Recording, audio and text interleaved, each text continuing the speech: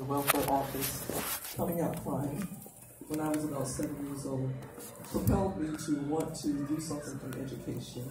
And so I just kind of kept going. And I don't know if I have a passion for all the things that I've done. It was just opportunity. So I recognized opportunity and I took advantage of it. And that's how I got to where I am today. So I want to talk about back to basics, and I want to talk about money because that's the thing I know about most. That is what I built my career around as a public accountant and as a certified treasury professional. So I worked at Mass Mutual for 15 years in the Treasury Department. I worked right with the, I reported right to the treasurer. So you're talking about a $2 billion company, and I'm me from the hood working directly with the treasurer. I worked recently at a nonprofit organization, and this nonprofit organization grew from $3 million to $11 million. And one of the problems that I encountered with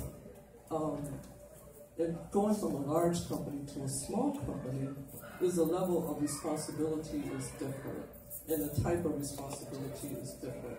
So I was handed the keys to the building and said, this is yours, you're responsible for everything that goes on in this building. You're responsible for 50 plus people. You're responsible for human resources, everything that goes on with them. You're responsible for all of the technology in this company. And so we have 50 employees, but 120 employees that work in the summertime. I was responsible for that. I was responsible for the budget. I was responsible for sitting in front of the board of directors, 12 of them, every quarter, and going through the financials and explaining why we did certain things. I was responsible when we were over budget. I was responsible when we were under budget. It's a lot of responsibility. But it was something that I had prepared for. I had prepared all my career for this place, so I thought. And so when I say go back to the basics, it was having a discussion in a meeting one Monday at our huddle. We have huddle discussions every Monday with all the directors and our executive director.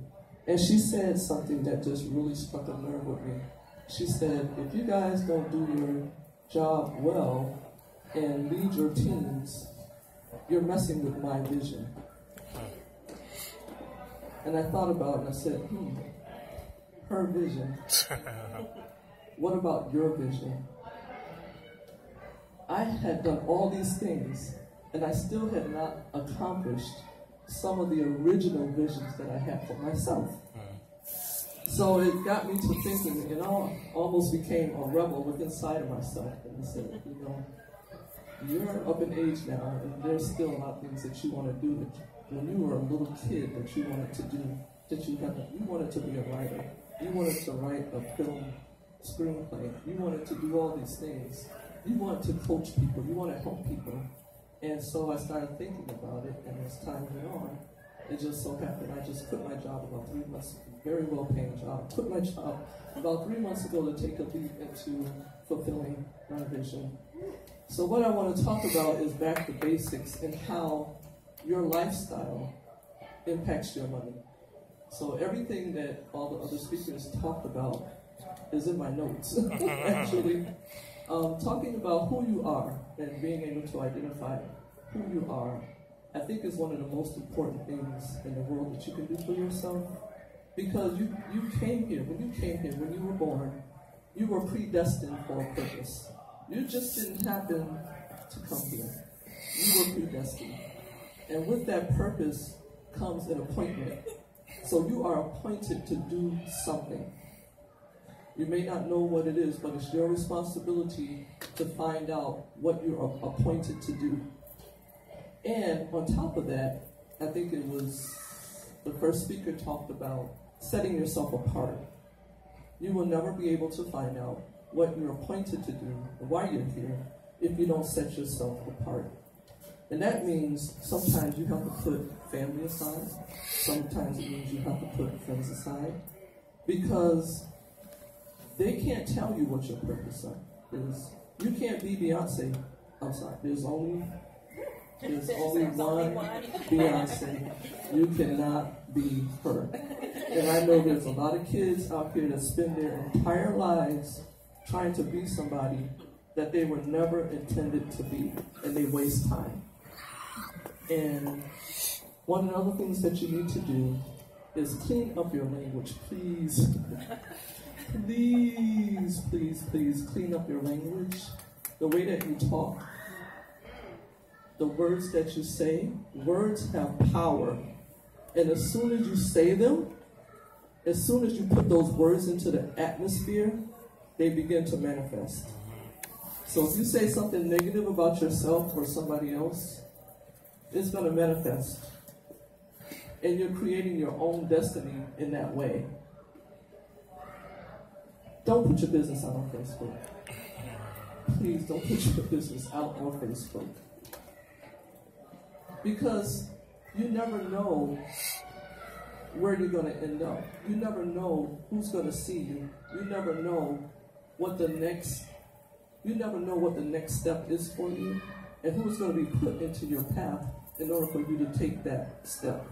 I would have never thought in a million years that this person who was insecure about herself, would be in the position that I am, where I took this job. I was able to go to Italy, I was able to go to Mexico, I was able to go to England, I was able to go to all of these places that I had dreamed about going, but never really thought that I would be able to go. Your tongue, somebody talked about the tongue. Your tongue is so important. Not only your tongue, but your thoughts. What you think about yourself dictates where you go in life. So if you think that you're never going to be anything because somebody told you that you're never going to be anything, then that's where you end up. If you feel that way about yourself. You know, I was just thinking about something that was posted on Facebook, and it was a chart about, it was a palette of colors about people's different shades of color. And I thought about that, and I said, you know what? I don't need a palette to tell me what color I am. I don't need a palette to tell me what shade of color I am. I can look in the mirror every day and see what shade of color. I don't need a palette. I don't need millennials. You don't need somebody to tell you your age. You don't need somebody to tell you that you're a millennial and to put you in a box. That puts you in a box. What you have to do is find out internally what you were here to do, what you were created to do. That's who you are. Not somebody telling you what you are, but what you think about yourself. I was not born with a silver spoon in my mouth. I wasn't. I wasn't born with anything. But my parents made our lives fun at times so that we didn't know that we were poor. But there were experiences that I went through that let me know that I was poor and that I didn't want to do that. I didn't want to be poor. So your lifestyle follows your money. Somebody talked about looking at looking at your calendar. I can look at your bank account and tell you how you spend your money. I can tell you where the waste is. I can tell you what you should be doing with it. If I spend time long enough with you, I can tell you what your gifts are, what your talents are. It's just a gift that I have. Because God has allowed me to speak into other people's lives and to identify. I can see it. I can see in this audience right now who feels bad about themselves. I can tell who is hungry for what I'm saying and what the other speakers have said. And I can tell who's like, I don't know if I really believe what you're saying. I can tell, I can see it. There's just certain things that I can see about people. So back to the basics means that if you want to start a business, if you want to start something new in your life, there are habits that you're going to have to change. I don't have to tell you or identify what those habits are. Maybe it's smoking. I calculated one time, my mother-in-law was a smoker, and I calculated one time for her. I said, if you took all the money that you spent on cigarettes, she wanted a new car, all the money that you spent on cigarettes over the past 5 years, you would have about, I think it was like $6,000 or something like that for a new car. She was like, oh my God. That's a lot of money. Yeah. It's a bad habit to have. I was a smoker. I know. It's a bad habit to have. Your money follows your lifestyle. It does. It really does. And I would say, today we want everything that we see. We want everything that we see on TV. We want the shoe. What's the designer shoes with the red bottoms? Red bottoms. Get some paint. And put the bottom of your shoe red. I'm serious. How much do they cost? I don't even know how much I just know they're expensive. $600. Oh my God. Do you know what you can do with $600? You can take a class to improve your life. If you're going to spend money on yourself, investing in you. That's what I did. I spent money investing in me. My parents did not send me to college. They didn't have the money to send me to college. I took out student loans and I worked in order to go to school. And I put myself through school. I'm still going to school. I will be a lifelong learner. Because that's how I will die. I will die being a lifelong learner because I'm always going to try and improve myself. So if you're going to spend money investing in yourself. Spend money investing in your kids. Find out what your kids, start them off really early and letting them find out who they are. Expose them to different things. Take them to the museum. Take them to concerts. Take them, give them tennis lessons for a summer. Please let them identify what it is that their spirit is telling them they should be. My husband, he comes from the projects of New York, White Plains, New York, and he said that one of the best experiences that he's ever had was when his parents sent him to overnight camp. And he went kicking and screaming. But his experience at overnight camp, I know today you have to be very careful, pedophiles and things like that. Let's be honest. But that experience changed his entire life. And it set him on a path to setting goals outside of the projects, which is, it's not even survival, honestly. We come from the projects, it's not a place that you want to grow up in or have your kids grow up in, because the environment is just really, really tough.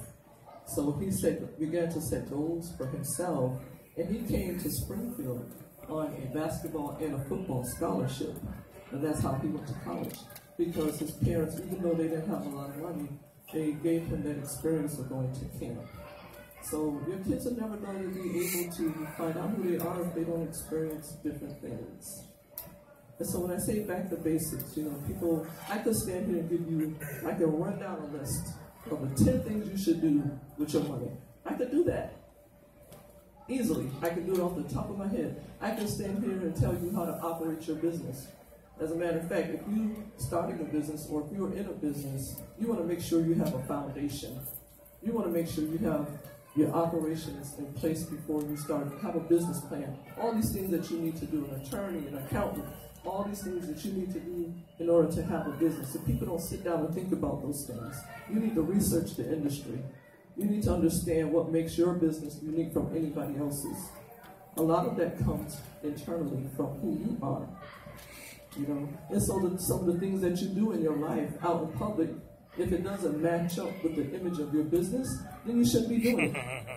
And there's some things that people are doing that has nothing to do with their destiny. And then they wonder why things aren't working, why they're not succeeding.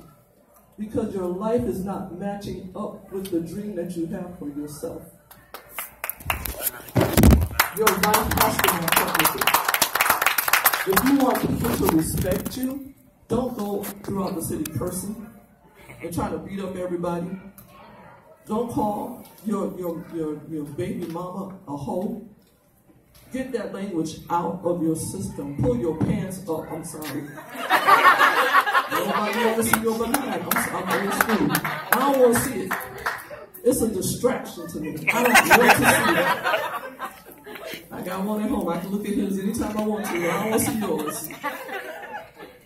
And that's just following the crowd.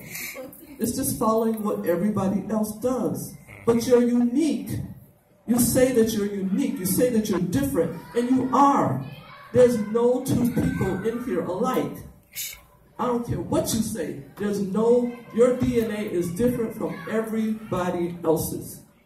So if you're unique, then how come you're not acting like you're unique? How come your life is not matching up with the dream that you had when you was 5 years old? I could go deep if I want to. I've been there for a long time, but I'm not going to go there. Because a lot of what I'm saying, you already know it. You already know it. But you allow somebody to talk you out of it, is what happened. Or somebody abused you, and now you don't think you're worth anything. That is not the case. That's what happened to you, but it's not who you are. I had things happen to me too, but it's not who I am. And you need to separate those things in your mind. It happened to me, but it's not me. Those negative things happened to me, but it's not me. It's all about what you say about yourself. So if you want wealth, you want to build wealth, you want to build a business, it starts with knowing who you are. It starts with knowing what you want, setting goals. And I wrote down a couple of things. I had to write these down because things come to me and I don't always remember them. So if you have a piece of paper, I think Justin had the right idea. Piece of paper and a pen. I'll have Chris also post these on his Facebook page. Now I want to talk a little bit about inspiration, because a lot of people get inspired, a lot of people get motivated, and then nothing happens. So these things came to me. You can be inspired, but it's not going to sustain your business, and neither will it sustain your lifestyle. Inspiration without motivation equals limitation. I'll say that again. Inspiration without motivation equals limitation. Because you can be inspired, but if you're not motivated to do it, you're limiting yourself. I'm inspired by things every single day. Doesn't mean that I'm motivated to get up in the morning and do something about it. This fellow right here, you're motivated to get up and work out every day, aren't you? Right? So you're not limiting yourself in that area. You're inspired and you're motivated. So you're not limited. Motivation without explanation equals exasperation. Motivation without explanation equals exasperation. So you can be very motivated, right? You get up, you want to do it. You want to do it, you're inspired, you're motivated, you want to do it. But you get exasperated because you don't know how. You don't know how to do it. Nobody's explained it to you. Nobody's taught you. So you get exasperated. And then you wonder, oh, wow, I'm a failure. No, you're not a failure. You're just not educated in the area in which you want to be educated in, or need to be educated in. Innovation without a foundation. Innovation without a foundation equals implications. If you're an innovative person, very creative person, right? But you don't build a foundation for your business or for your life, there are implications to that. There's a price to pay, and there's pain that you will endure because you don't have a good, solid foundation. When you build a business, your house needs to be taken care of first. If you don't have a foundation in your home where your kids feel safe, your bills are paid for, you have the car you need, the transportation that you need, and you're trying to build a business, you're building it on a very unstable foundation, and your business won't last. because you have a foundation. But there's good news.